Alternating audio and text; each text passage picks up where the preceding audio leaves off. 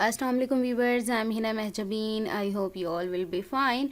As you know, we are doing the practice question of MTA 302 Business, Mathematics and Statistics, and today our lecture is lecture number 26. मैं already आप लोगों को बताती हूँ जो lectures थोड़े से लेंथी या क्वेश्चन ज़्यादा होते हैं उनको 2 या 3 पार्ट्स में डिवाइड कर देती हूँ। यहाँ पर मैंने 2 पार्ट्स में लेक्चर नंबर 26 के क्वेश्चन थे, 5 क्वेश्चंस थे, ठीक है। तो ज़्यादा लेंथी हो जाते इसलिए मैंने इसे 2 पार्ट्स में डिवाइड किया है। बट टुडेज़ लेक्चर स्टार्ट करने से पहले अगर आप मेरे चैनल पर न्यू हैं देन प्लीज़ मेरे चैनल को सब्सक्राइब कर दें, बेल आइकन को क्लिक करना मत भूलिएगा ताकि upcoming lectures, different assignments, quizzes and papers के नोटिफिकेशंस आप तक पहुंच जाएं। लाइक भी कीजिएगा, शेयर भी कीजिएगा। ओके जी, let's start from today's lecture. Practice question है हमारे लेक्चर नंबर 26 के, पार्ट नंबर 1 है। क्वेश्चन नंबर 1 है calculate the harmonic and geometric mean of the following data sets. आपको डेटा गिवन है यानी अरे गिवन है, आपको उसका क्या फाइंड करना है, harmonic mean and geometric mean find करना है। इसके लिए मैं आप लोगों को आपके हैंडआउट्स पर दिखा देती हूँ। पेज नंबर है 176 जो कि लेक्चर नंबर 26 के पेज पर है। तो ज्योमेट्रिक मीन का भी आप लोगों को फॉर्मूला गिवन है और एग्जाम्पल भी गिवन है, और इसके साथ साथ हार्मोनिक मीन की एग्जाम्पल भी गिवन है, सब गिवन है। जब मैं पढ़ा रही थी तो आई थिंक मैंने आप लोगों को ये सारा बताया भी था कि किस तरह से सॉल्व करते हैं, बट प्रैक्टिस क्वेश्चन में भी मैं आपको 1 बाय 1 बताने लगी हूँ। Okay, let's C.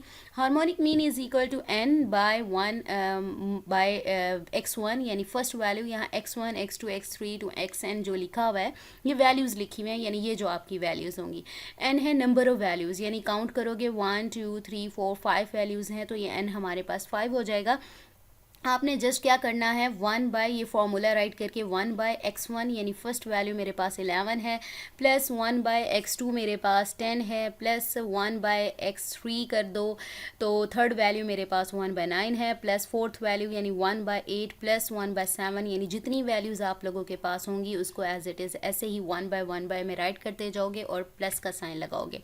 नेक्स्ट फिर क्या किया, बाकी 5 as it is 1 divided by 11 करें तो 0.091 आता है, 1 डिवाइडेड बाई 10 करें तो ये आता है 0.1, 1 डिवाइडेड बाई 9 करें 0.11, 1 डिवाइडेड बाई 8 करें तो 0.125, प्लस 1 डिवाइडेड बाई 7 करें तो ये वैल्यू आती है। आगे आप लोगों को दिख रहा है मिड में प्लस का साइन है, तो ये सारी वैल्यूज़ को प्लस करें तो ये आती है वैल्यू, और देन डिवाइड करें 5 से, यानी 5 divided by 0.56886 will be equal to 8.7895। आप चाहें तो 2-3 डेसिमल तक राइट कर लें, लेकिन मैंने यहाँ तक किया है, आप इसको 5 तक भी कर सकते हो। ठीक है, ये तो हो गया हमारा हार्मोनिक मीन।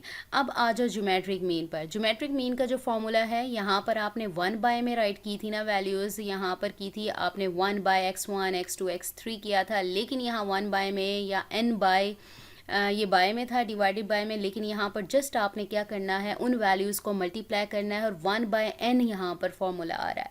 ठीक है, तो यहाँ x1 x2 x3 का मतलब क्या है, यानी first second and third value, यही वैल्यूज़ हैं, सारी मल्टीप्लाई हो रही हैं। ठीक है, आपने क्या करना है, इन्हें मल्टीप्लाई करना है, यानी डॉट डॉट का यहाँ पॉइंट मतलब नहीं है, ये मल्टीप्लाई है। ठीक है, डॉट भी लगा सकते हैं, मल्टीप्लाई का साइन भी लगा सकते हो आप, आपकी मर्ज़ी है।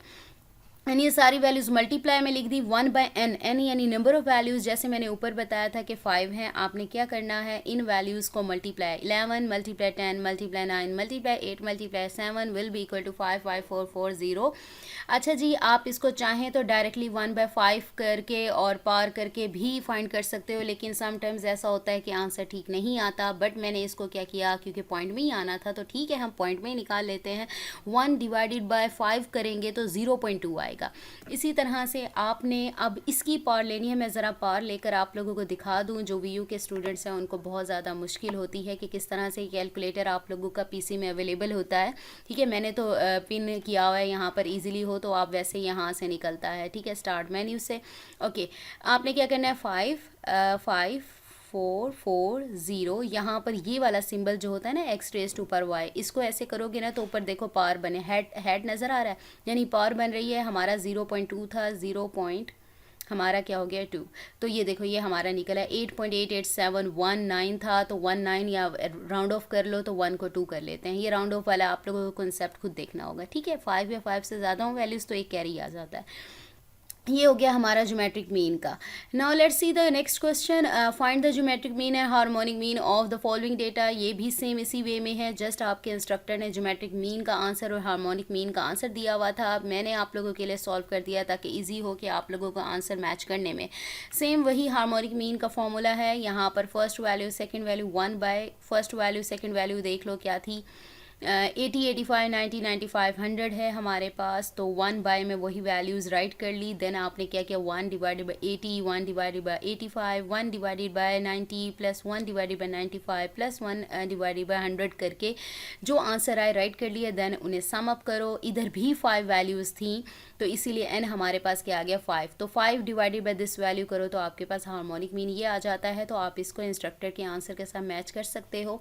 ठीक है, यहाँ पर उसने 7 2 तक 4 4 तक राइट किया, आपकी मर्जी 2 डेसिमल तक राइट कर लो। ठीक है, जस्ट पॉइंट के बाद थोड़ा सा डिफरेंस आ सकता है क्योंकि हम कुछ वैल्यूज़ को राउंड ऑफ कर देते हैं, यानी बड़ा आंसर आता है तो उसे छोटा कर देते हैं, तो कुछ लोग 2 डेसिमल प्लेस तक कर देते हैं, कोई 3 कोई 4 तक, इसलिए पॉइंट के बाद डिफरेंस आता है, इतनी बड़ी बात नहीं है। नेक्स्ट आ जाए ज्योमेट्रिक मीन पर। ज्योमेट्रिक मीन का वही फॉर्मूला, यानी वैल्यूज़ को मल्टीप्लाई करना है और 1 raise to power 1 by n करना है। वैल्यूज़ 80 85 90 95 100 था, अगेन बता रही हूँ ये डॉट मल्टीप्लाई है, और 1 बाय यानी 5 वैल्यूज़ थी तो 5 यानी 1 डिवाइडेड बाई 5 हमारे पास वहाँ पर भी 0.2 आया था। और इन सबको 80 मल्टीप्लाई 85 मल्टीप्लाई 90 मल्टीप्लाई 95 मल्टीप्लाई 100 करोगे तो ये वैल्यू आएगी, और मैंने पार लेना आप लोगों को अभी बता दिया है कि किस तरह से लेते हैं, तो ये हमारे पास आंसर आ जाएगा। ठीक है, ये हमारे पास हो गया। अच्छा जी, फर्स्ट पार्ट जो है हमारा लेक्चर नंबर 26 का कंप्लीट हो गया, जिसमें हमने क्या स्टडी किया, ज्योमेट्रिक मीन है, हार्मोनिक मीन किया। इसके फार्मूलाज अच्छे तरीके से याद रखिएगा क्योंकि आपके एमसीक्यूज़ में भी ये फार्मूलाज पूछे जा सकते हैं, और सब्जेक्टिव जो आपका पेपर आता है उसमें शॉर्ट क्वेश्चन हो जाएँ, लॉन्ग क्वेश्चन हो जाएँ। जैसे आपको लॉन्ग क्वेश्चन में ये दोनों फाइंड करने के लिए दे सकते हैं, या 2 या 3 मार्क्स का जो क्वेश्चन होता है उसमें क्या दे दें आपको, जस्ट हार्मोनिक मीन दे दें या ज्योमेट्रिक मीन दे दें। एमसीक्यूज़ में क्या होता है, आपको डेटा दे देंगे, जस्ट आपको कहेंगे बताओ इसका हार्मोनिक मीन क्या है, आपको कैलकुलेटेड वैल्यू दी होगी आंसर, उसमें से चूज़ करना होगा। ठीक है, या फिर आपसे पूछा जा सकता है, इन दोनों में से किसी का फॉर्मूला भी पूछा जा सकता है, तो फॉर्मूलाज अच्छे तरीके से याद कीजिएगा। सो मुझे अपनी दुआओं में याद रखिएगा, अपना ख्याल रखिएगा, टेक केयर, अल्लाह हाफिज़।